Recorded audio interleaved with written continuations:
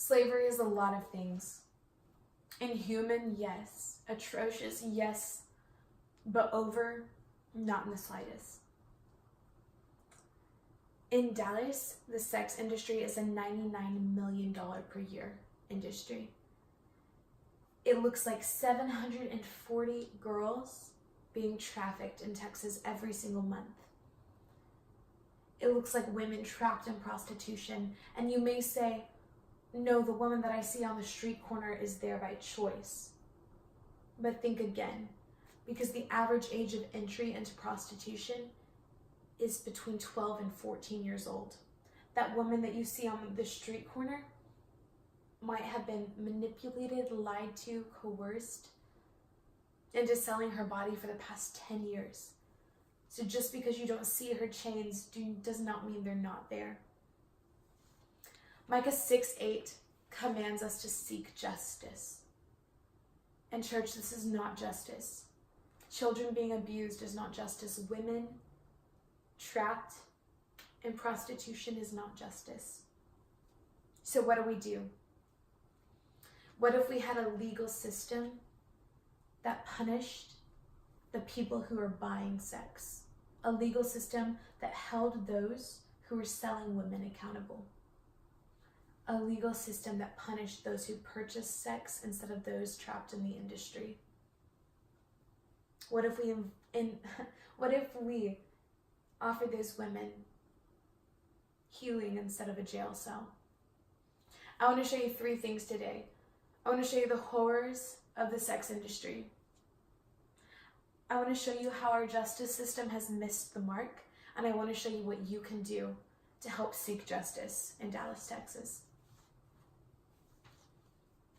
The problem is that $99 million per year industry here in Dallas.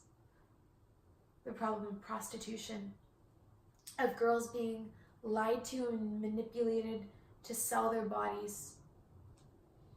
Pimp-controlled prostitution makes up 85 to 95% of the entire sector of prostitution. In it, girls are forced to give up their rights to their pimp, their right to money, freedom, resources. They're owned by this pimp. They don't do anything without his say-so. Johns are individuals who purchase sex.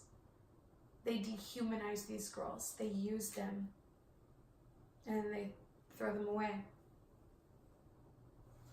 Erickson wrote an article not long back saying that prostitution cannot be tolerated because it humiliates and exploits women, and it laughs in the face of any semblance of equality. The sex industry is a dangerous place for women. 75% of prostitutes have been homeless at one point. Prostitutes battle PTSD, dissociative identity disorders, Stockholm syndrome. 80% of prostitutes have been raped. And prostitution is the single most dangerous industry for women to work in. The homicide rates are astronomical. I Am Second is an organization that tells amazing stories, and they told the story of a girl named Annie who was stuck in the sex industry for a number of years. She felt unloved by her dad at home, but she felt wanted by men. She was manipulated by guys all throughout high school and beyond. And when she was dancing in a strip club, she met a guy who told her everything she wanted to hear. That she was beautiful, that she was smart, and that he was falling in love with her. She thought she had met her prince, until that prince turned into a nightmare. Because he started selling her to his friends to pay off some debts, or so he said. And then one day he told her to break herself, meaning she needed to empty her purse at his feet and give him all of her money that she had earned. And when she refused, he broke her nose and her ribs and choked her and raped her and beat her and held a gun to her head and said, "You're mine, and if you try to leave, I'll kill you."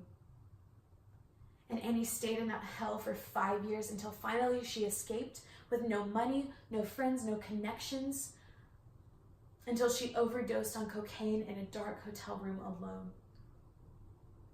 That is the truth of prostitution, and that's the horror of sex trafficking.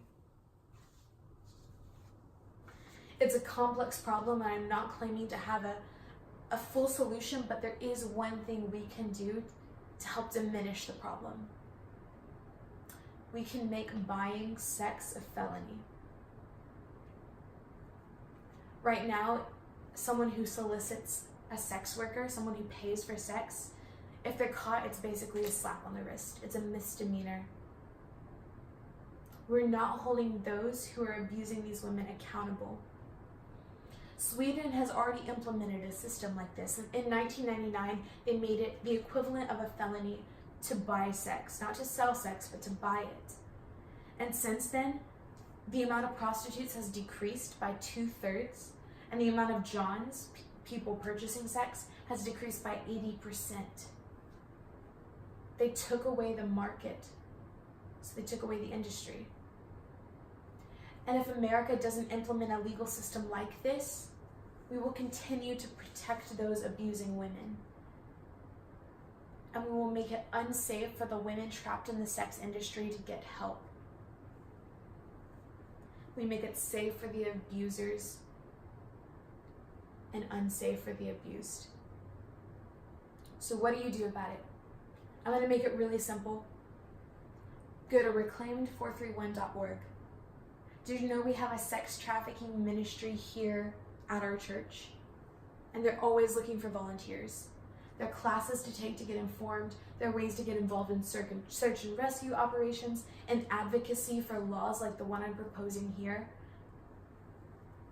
But it's just a place to find out more information because it feels like a huge issue, and it is, but it's not so huge that we can't take action steps toward it.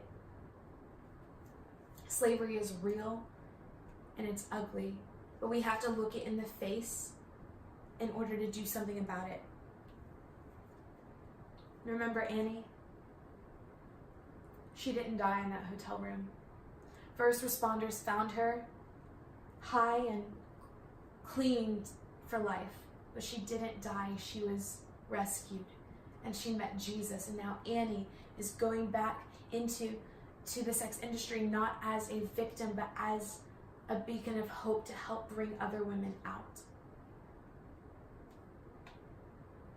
I hope I opened your eyes a little bit to what's going on in the sex industry. I hope I opened your eyes to the horrors of prostitution. I hope I showed you how our justice system is missing the mark, but I hope more than anything that I gave you a first step to tackling this issue, because we can use your skills. You've been gifted by God, and this is an issue that's close to his heart. Go to Reclaimed website. Get informed and get involved. Help us seek justice here in Dallas.